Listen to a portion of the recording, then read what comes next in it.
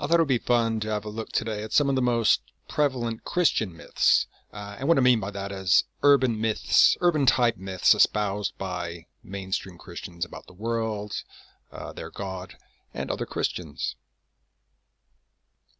God regrew a leg, or an arm, or an eye, or whatever. Now, if you were brought up Christian, then you've no doubt heard the one about the Christian who had lost a limb or an eye, and then prayed, only to have it grow back.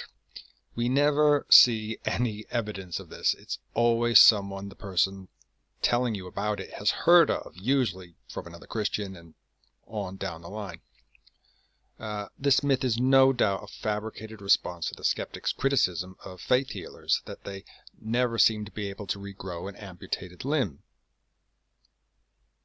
In 2013, Pat Robertson of the long-running Christian television show The 700 Club cited examples of bodily miracles such as the man whose missing eyeball was recreated, and others whose missing teeth grew back, and a Ghanaian man whose missing leg grew back during a church service that was attended by 200,000 people.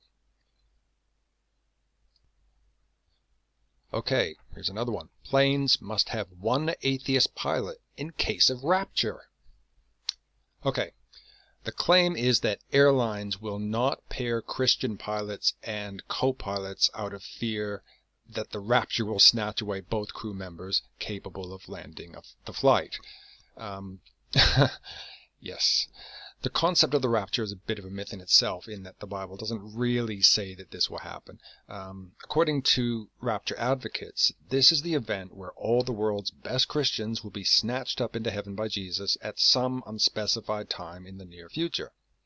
This will be followed by 7 years of famine, plague, pestilence, and 3 world wars before the Savior returns again, an interval often referred to as the tribulation.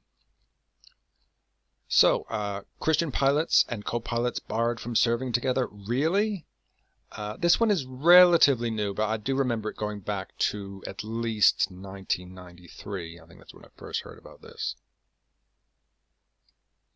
Now, a representative of the FAA was asked about this procedure and responded, "The FAA does not have any regulations referencing religious beliefs." And American Airlines also confirms that it does not now have such a policy, nor has it ever had one. Ah yes, Muslims having visions of Jesus. With the world currently at its wariest about the threat of Islamic terrorism, it's of no surprise that a myth has surfaced about Muslims reaching for Jesus. Not just Muslims, but Hindus, Buddhists, and all manner of heathens. The book Miracles Among Muslims, The Jesus Visions, is a compilation record of the alleged visions reported by Muslims, and how Jesus came to them in a dream and eventually led that person to convert to Christianity. Perhaps some Muslims have had dreams of Jesus. It's not too surprising, since Jesus is revered by the Muslims, though not as the Son of God. Also, when one considers how many Muslims are oppressed and downtrodden by their religion, it's not too difficult to imagine that they would perhaps look to another faith, especially one largely believed in by a first world superpower like America. Ah yes, the gay agenda. Christians, especially in America, are constantly talking about this so-called gay agenda, insisting that the struggle to obtain equality with heterosexuals is in some way a pernicious plan to force the gay lifestyle onto others, even encouraging children to become gay.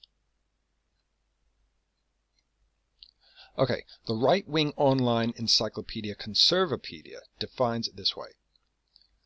The homosexual agenda is a self-centered set of beliefs and objectives designed to promote and even mandate approval of homosexuality and homosexual ideology, along with the strategies used to implement such.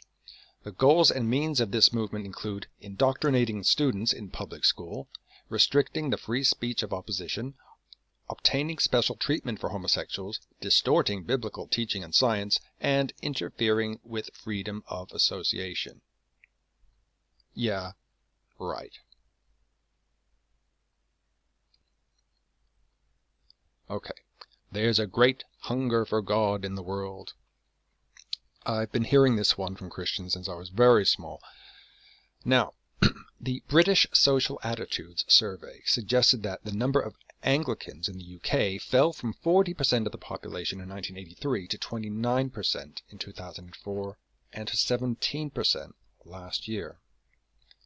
A survey published by the Washington-based Pew Foundation recently found that the percentage of Americans who describe themselves as Christian had dropped from 78% to 70% between 2007 and 2014, and the Pew Religious Landscape Survey also suggests that the decline is a trend. It concludes that the drop in religious affiliation is particularly pronounced amongst young adults. Anyway, what about the real big hunger in the world? There's an estimated 870 million poorly nutritioned or near starving people on the planet. And of these 870 million people, it's been estimated by the World Food Program that 98% live in developing countries, countries that produce most of the world's food stocks. Amongst the hungriest countries in the world are Burundi, Sudan, and the Yemen Republic. So, where is a heck of a lot of Christian money going? To solve these world hunger problems?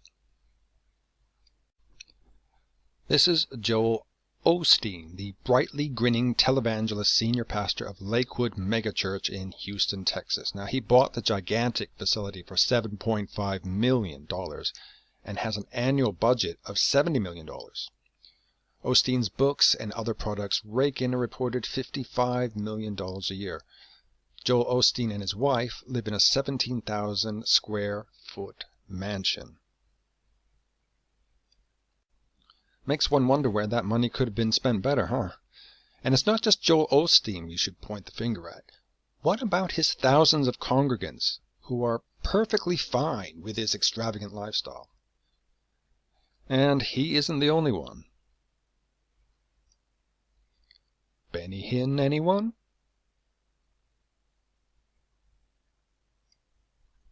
Thank you for watching, and please subscribe to Talk Beliefs.